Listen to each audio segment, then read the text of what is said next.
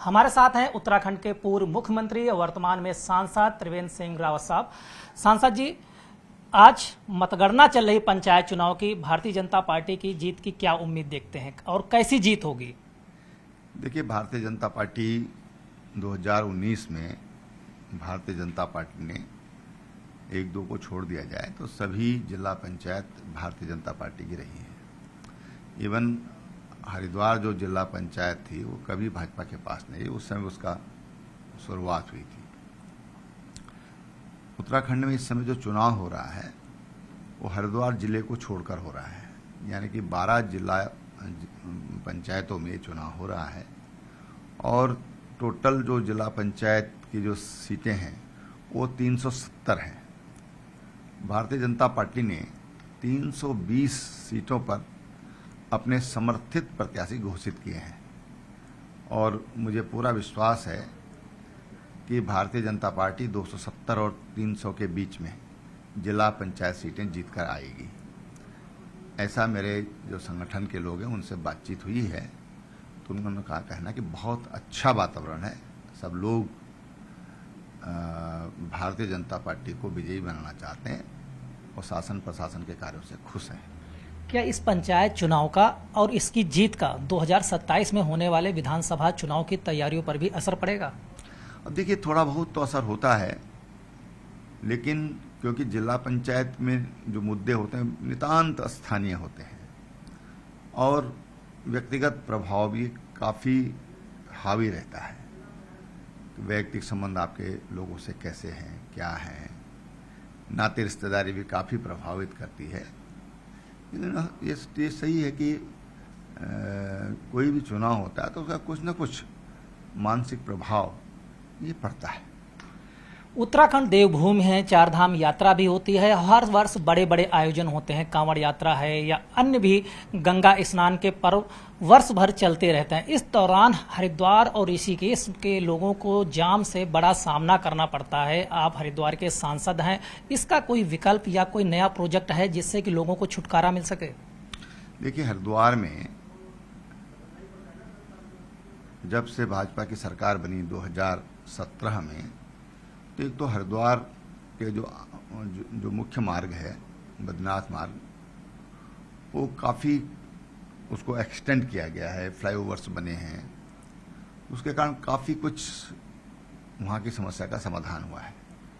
एक बाईपास के बहादुराबाद के पास से बन रहा है और जो सीधा जगजीतपुर मेडिकल कॉलेज होते हुए श्यामपुर में निकलेगा, श्यामपुर कांगड़ी में, यानी कि हरिद्वार नजीबाबाद रोड पर लगभग 7-8 किलोमीटर की दूरी पर निकलेगा।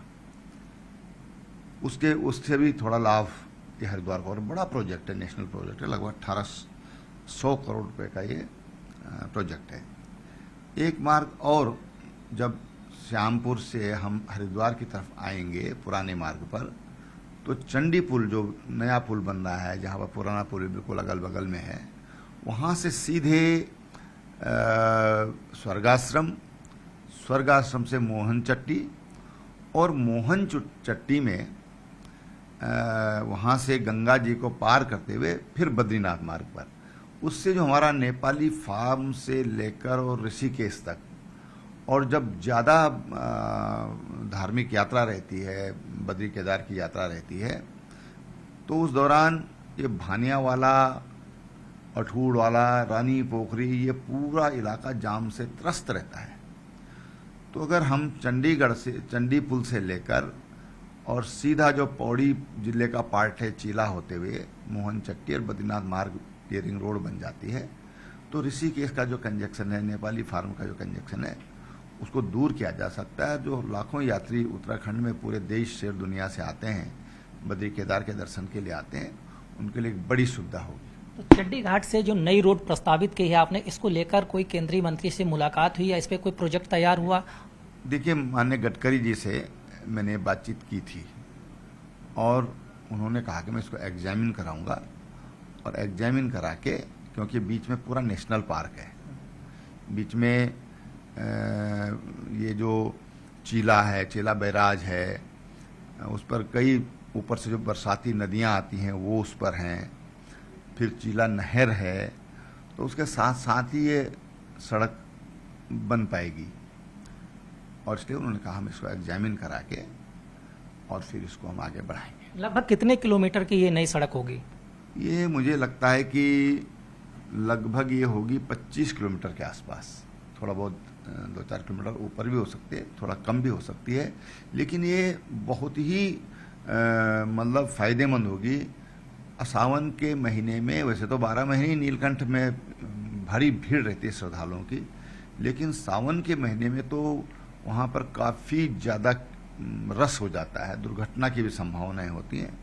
तो उन लोगों को भी इससे लाभ होगा जो स्थानीय लोग हैं, द्वारिखाल ब्लॉक है, यमकेश्वर ब्लॉक है, या जिनको देहरादून से जाना है गढ़वाल क्षेत्र में, तो उनके लिए बहुत सुविधाजनक ये मार्ग हो जाएगा। अंतिम सवाल है, मनसा देवी मंदिर मार्ग पर घटना हुई थी कुछ दिन पहले, तमाम जांचें भी हो रही, सरकार द्वारा वहां पे फौरन राहत कार्य भी शुरू कराया गया था, लेकिन कांग्रेस कह रही इस मामले की न्यायिक जांच होनी चाहिए।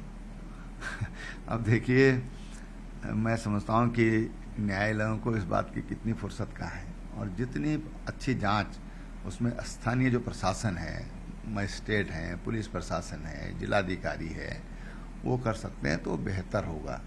लेकिन हाँ, ये जरूर है कि निरंतर श्रद्धालुओं की संख्या बढ़ रही है, और इसलिए हमारे जितने भी ऐसे धार्मिक स्थान हैं, मंदिर हैं, उन स्थानों पर हमको भविष्य में ऐसी दुर्घटना न हो, उस दृष्टि से कोई अच्छी प्लानिंग, उसके लिए एक दूरदृष्टि के साथ एक प्लानिंग हमको उसके लिए करना चाहिए।